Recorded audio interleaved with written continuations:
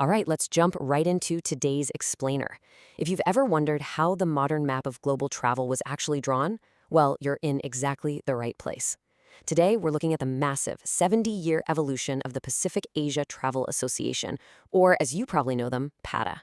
We are going to see exactly how a hugely disconnected ocean basin transformed into literally the world's most vibrant travel destination. Okay, so here's our roadmap for this journey. 1. The origins of a tourism giant. 2. Connecting Pacific Asia. 3. The push for sustainable travel. 4. Weathering the global storms. And 5. Charting the future. Let's get into it. Part 1. Origins of a tourism giant, from a fragmented ocean to a unified vision. So, I want you to ask yourself, how exactly do you unite a fragmented ocean? Because back in the late 40s and early 50s, the Pacific Asian basin was just incredibly inaccessible. You had pre-war colonialism shifting into Cold War tensions, and honestly, if you were just an everyday person, flying across the Pacific was an almost unimaginable luxury. Every single destination was completely on its own, trying to sell tickets with zero coordinated effort. And that brings us to Robert E.S. Ruff. He was a New Zealander repping Air New Zealand in the US, and he was looking at the numbers and getting deeply, deeply frustrated. I mean, visitor arrivals to New Zealand were hitting maybe 20% of their targets. He realized that this total fragmentation of the South Pacific travel market was making air travel wildly expensive. And it was that specific frustration that really sparked the call to action. The region desperately needed a united tourism effort. Let's look at how fast this vision actually materialized. In 1951, a pro tem meeting in New York led to the official foundation. By 1952, they're already holding their first conference in Jakarta. A year later, 1953, they set up a San Francisco office specifically to promote Pacific Asia destinations. And then everything just exploded in 1955 with the first formal conference in Honolulu. You really have to imagine the scene at that Honolulu conference. They definitely weren't just sitting around reading dry reports. Their explicit goal was to, quote-unquote, get Hawaii. We're talking over 1,500 delegates. They had these illuminated stereo sound films, cutting-edge slides, and actual live Hawaiian dancers performing right there on the balcony of the Hawaiian Hotel.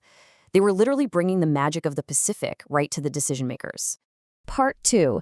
Connecting the Pacific Asia. Building an unprecedented alliance. PATA started out with just 10 founding members. Today, it boasts a staggering 800-plus members, spanning over 80 countries. But you know, it's not really just the sheer volume of members that matters here. It's how they organize them that turned PATA into such a powerhouse. To handle all of this, they came up with this really brilliant multi-layered membership system.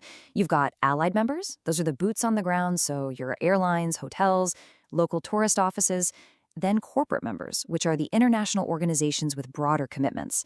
And finally, foundation members. This was a super clever setup. These are elite partners who pay the highest dues, but in return, they get a direct role in PATA's administration and board committees. It basically managed to unite incredibly diverse and honestly sometimes competing sectors of the industry all under one roof. And armed with this massive alliance, they started launching these legendary marketing campaigns. By the 1970s, they had moved way beyond basic ads. They leaned hard into sophisticated storytelling. Take the Legend of Muriung in 1974, for example. They created this whole air of mystery around the theme of somewhere, something to be discovered. They also pushed the famous Land of a Million Smiles campaign across 47 different countries. They weren't just pushing plane tickets anymore. They were selling a feeling, making the whole Pacific Asia region just completely irresistible. Part 3. The push for sustainable travel, protecting the invaluable resource. Now, this is where the story takes a really crucial pivot. In those early days, the focus was completely volume-driven. It was all about aggressive growth, just getting as many feet on the ground as humanly possible. But eventually, Patagonia realized that simply driving massive volume wasn't going to cut it. Actually, it was becoming dangerous to the very destinations they loved. So they made a hard pivot towards sustainable growth. They realized the environment and local communities were invaluable resources that absolutely had to be protected. You can see this shift really clearly in their milestones, especially after global wake-up calls like the 1992 Earth Summit. Even before that, in 1987, they set up their first in-house technical assistance program to link tourism with environmental management. Then, in 1999, the Protecting the Invaluable Resource Workshop. By 2000, They established a dedicated Sustainable Development Directorate right in their Bangkok HQ. And in 2007, the first ever Forum on Ecotourism in Amman. They were actively shifting the whole industry's mindset from exploitation to conservation. Part 4. Weathering the Global Storms, Trials, Crises, and Resilience. Because look, every hero's journey hits an abyss, right? And for the Asia-Pacific travel market, the external threats have been pretty much relentless. We're talking decades of continuous disruption. The 1970s global oil shocks sent airfares absolutely skyrocketing. In the late 90s, the Asian financial crisis hit local economies like a tidal wave. Just when recovery looked possible, the 2003 SARS outbreak crushed outbound tourism. And then in 2006, the avian flu wiped out 200 million chickens and caused massive global panic. Pata was constantly stuck in crisis management mode just to keep the industry afloat. But here's the thing. Despite decades of surviving these massive shocks, absolutely nothing could have prepared anyone for 2020. Due to COVID-19, global passenger demand dropped by an unbelievable 67%. I mean, in some Pacific Asia countries, international arrivals fell by more than 90%. Small businesses just vanished overnight.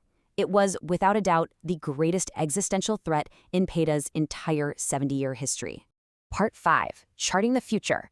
Digitalization, Community, and the New Era. So the obvious question is, how do you bounce back from a 90% drop? Well, you come back completely transformed. Patara is doing this right now through 3 really smart steps. First, digital transformation. They're building out data and insights hubs and fully embracing virtual work tools. Second, community engagement. They're actively building capacity locally so that tourism dollars actually uplift the residents who live there. And third, resilience frameworks. They're adapting UN guidelines so that when the next crisis inevitably hits, the industry doesn't shatter. It just bends and recovers sustainably. Which brings us to our final thought for today.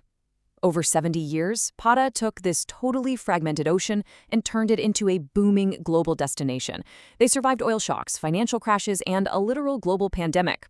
But the rules of the game have completely changed. So as global travel bounces back, I want to leave you with this. Will we travel just to see the world, or will we travel to sustain it? Thanks so much for joining me on this explainer. Catch you next time.